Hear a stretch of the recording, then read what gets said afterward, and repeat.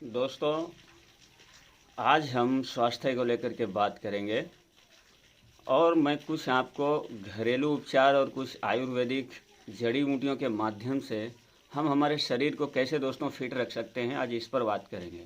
दोस्तों, उससे पहले मैं आपको एक बात बता देना चाहता हूं कि मेरे चैनल पे आपको किसी भी तरीके का कोई फैशन या कोई ऐसा दिखावा शो इफ़ेक्ट नहीं मिलेगा।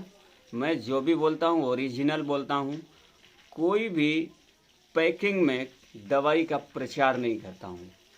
जैसे डब्बा बंद हो चाहे पैकेट साइज में हो, मैं उसका कोई भी प्रचार नहीं करता हूँ। यदि आप इंटरेस्टेड हैं, आपको मेरा वीडियो पसंद आता है, आपको मेरी बात जो मैं बताता हूँ, जो आयुर्वेद के अनुसार जो भी नियम कानून बताता हूँ, वो अगर अच्छे लगते हैं तो डिस्क्रिप्शन बॉक्स में दोस्तों मैंने अपना ढेर सारा लिंक दे रखा है। आप वहाँ से मुझे कांटेक्ट कर सकते हैं। माध्यम बता देता हूँ आपको, फेसबुक, इंस्टाग्राम, व्हाट्सअप, मेरी बिजनेस ईमेल आईडी वगैरह वगैरह मैंने वहाँ पे दे रखी है। दोस्तों, अगर आप इसमें इच्छुक हैं, इंटरेस्टेड हैं, तो आप मुझे वहाँ से फॉलो कर सकते हैं। तो देर ना करते हुए दोस्तों वीडियो को स्टार्ट करते हैं। और वो क्या चीज़ें हैं, वो क्या नियम कानून हैं जिनको अपना करके, और कौन सी ऐसी औषधियाँ हैं दोस्तों जिनको अपना करके हम अपने जीवन को स्वस्थ और निरोग रख सकते हैं। हम अपने आप को फिट कैसे रखें ताकि हमें किसी भी तरीके की कोई डिसीज, कोई बीमारी इत्यादि ना हो। तो हम आज उसी पे दोस्तों बात करेंगे। चलिए दोस्तों वीडियो को स्टार्ट करते हैं। दोस्तों, मैं आपको कुछ नियम बता देता हूँ। इससे पहले आपसे एक रिक्वेस्ट है, अगर आप चैनल पर नए हैं, मेरा वीडियो पहली बार देख रहे हैं दोस्तों, तो आप चैनल को सब्सक्राइब जरूर करें, शेयर करें और लाइक करें। दोस्तों चलिए वीडियो को स्टार्ट करते हैं। तो पहली बात मैं आपको बताता हूँ दोस्तों, स्वस्थ रहने के लिए ज़रूरी है कि हमें सुबह जल्दी सो करके उठना चाहिए। ये पहला नियम है। ये प्रकृति हमें बताती है। और मैं डिटेल में बात करूंगा तो वीडियो बहुत लंबा होगा दोस्तों, इसलिए मैं उतना ही बोलूंगा आपको जितना पॉसिबल हो एक वीडियो में बताना पॉसिबल। तो नियमों की बात है तो पहला नियम है सुबह सो करके जल्दी उठना, और उठ करके कम से कम 100 से 200 कदम आपको वॉकिंग करनी है, मीन्स टहलना है।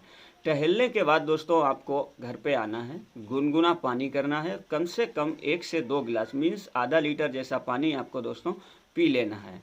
और उसके बाद आपको दोस्तों बाथरूम इत्यादि से फिट फाइन हो जाना है, उससे निवृत्त हो जाना है।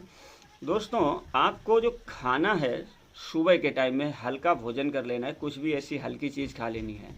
और आपको बता दूं, खाने में कुछ चीज़ें ऐसी हैं जो आपको नहीं खानी चाहिए, वो मैं आपको एक एक करके बता रहा हूं। दोस्तों, अगर आप खाना ही चाहते हैं तो आपको रिफाइंड ऑयल जो आते हैं, जितने भी रिफाइनरी प्रोसेस से जो वनस्पतिक ऑयल, जो उनमें क्या रहता है दोस्तों, केमिकलों का बहुत ज़्यादा क्वांटिटी रहती है। तो इसलिए आपको रिफाइंड ऑयल यूज़ नहीं करना है अपने खाने में। और आपको बता देता हूँ, आपको और भी किसी तरीके के चीकने पदार्थों का सेवन नहीं करना है, ख़ास तौर से मॉर्निंग के टाइम में। तो आप इतना जान लीजिए कि आपको आपके घर में, आपकी रसोई में, आपके खेतों में जो उत्पन्न होता है सरसों का ऑयल, सरसों तेल, मस्टर्ड ऑयल भी जिसको बोलते हैं दोस्तों, उसका यूज ज़्यादा से ज़्यादा करना है अपने डेली के भोजन में। चाहे सब्जी, दाल इत्यादि जो भी आप पकवान बनाएं, उसमें सरसों का तेल ही इस्तेमाल करना है। दोस्तों, हम अपने आप को फिट कैसे रखें, उसके लिए कुछ योग, व्यायाम, प्राणायाम वगैरह इत्यादि करना चाहिए। यदि आप योग में नए हैं, आपको योग करना नहीं आता है, आपको प्राणायाम करना नहीं आता है दोस्तों, तो आप मुझे फॉलो कर सकते हैं। मैं उसके ऊपर एक अलग से वीडियो बना दूंगा। आप कमेंट बॉक्स में मुझे कमेंट करके बता दीजिएगा, मैं उस पर भी एक नया वीडियो बना दूंगा दोस्तों, कैसे आपको कौन कौन से प्राणायाम करने हैं जिससे आप अपने आप को दोस्तों फिट रख सकते हैं। चलिए दोस्तों, अगला नियम। दोस्तों, आपको खाना खाने के बाद कभी भी पानी नहीं पीना। ऋषियों ने कहा है कि भोजनांते विषम वारी, यानी कि आप अगर भोजन के बाद तुरंत पानी पीते हैं दोस्तों, तो आपको बहुत नुकसान होता है। और आपके शरीर में, यानी हमारा जब हम खाना खाते हैं तो एपिगैस्ट्रियम नाम की एक जगह होती है जिसको आमाशय, स्टमक वगैरह भी या जठर भी कहते हैं, ठीक है दोस्तों। तो उसमें जैसे ही भोजन पहुंचता है तो उसमें एक आग यानी फायर, डाइजेस्टिव फायर जो है वो जलती है दोस्तों। तो उसके जलने से क्या होता है, भोजन का पाचन होता है, डाइजेशन होता है। तो अगर जैसे ही हमने खाना खाया और तुरंत पानी पी लेंगे तो पानी और आग का कॉम्बिनेशन नहीं है दोस्तों, वो एक दूसरे के जानी दुश्मन हैं। तो जैसे ही आप पानी पिएंगे तो क्या रहेगा, आपने जो खाना खाया उसको पचाने के लिए जो आग उत्पन्न हुई थी वो ख़त्म हो जाएगी, यानी बुझ जाएगी। फिर आपका खाना अच्छे से डाइजेस्ट नहीं होगा और आपको पेट के अंदर भारीपन, जलन और गैस, एसिडिटी इत्यादि जैसी चीज़ें महसूस होंगी दोस्तों। तो ये नियम हो गया। शाम का खाना दोस्तों, अगला नियम में बात करें तो शाम का जो खाना है वो हमें सूर्यास्त होने से पहले खा लेना है। मीन्स आपको सोने से कम 3 घंटे पहले भोजन खा लेना है। यानी आप जब सोने जाओ तो भोजन किए हुए आपको कम से कम 3 घंटे बीत चुके होने चाहिए। ये नियम हो गया दोस्तों आपका। और मैं अगर बात करूं दोस्तों, तो हमें अपने मन पर बहुत ही ज़्यादा फोकस करना होगा, बहुत नियंत्रण करना होगा। और कुछ ईश्वर, कोई ऐसी सत्ता जिसको आप अपना ध्येय मानते हैं, जिसको आप अपना इष्ट देव मानते हैं, जो भी आपको जैसा भी फील होता हो, तो आप किसी इष्ट देव का कम से कम सुबह और शाम 10 से 15 मिनट डेली उसका ध्यान कीजिए। अपने मन को फोकस, मतलब अपने मन का जो फोकस है वो एक अपने इष्ट देव पर ही बनाइए, ताकि आपके शरीर की जो एनर्जी है वो वेस्ट कम जाए दोस्तों। और ज़्यादा से ज़्यादा मैं आपको और बता देता हूँ कि आपको कम से कम अपनी एनर्जी का वेस्ट करना है। जनरली देखते हैं हम लोग कई तरीके से अपनी एनर्जी का वेस्ट करते रहते हैं। हरदम कुछ ना कुछ बोलते रहते हैं, हरदम किसी न किसी से झगड़ा करते रहते हैं, मन में क्रोध रहता है हरदम। तो ये सब सारी ये जो चीज़ें हैं दोस्तों, इनसे हमारी एनर्जी वेस्ट होती है। क्योंकि आपको हाथ चलाने के लिए, पैर चलाने के लिए, बोलने के लिए, खाने के लिए, क्रोध करने के लिए, ईर्ष्या आदि करने के लिए, आदि बहुत और भी सारे ऐसे काम हैं दोस्तों। जैसे कि आप प्रतिक्रिया में जाते हो अपनी वाइफ आदि के साथ में जो संबंध बनाने का, तो उसमें भी आपको कम से कम एनर्जी वेस्ट करनी है दोस्तों। तो इतने सारे नियम हैं दोस्तों, इनको आपको पालन करना पड़ेगा। और मैं आपको अगर बात करूं दोस्तों, तो आप ऐसे समझ सकते हैं कि हमारा शरीर जो है वो कहाँ से पोषण लेता है। सभी लोग जानते हैं भोजन से पोषण मिलता है। मीन्स हमारे शरीर को जो न्यूट्रिशन मिलता है वो हमारे भोजन से मिलता है। तो अगर हमारे शरीर को पोषण भोजन से ही मिलता है तो हमारा भोजन कैसा होना चाहिए, वो मैंने आपको कई बार पहले वीडियोस में बताया है।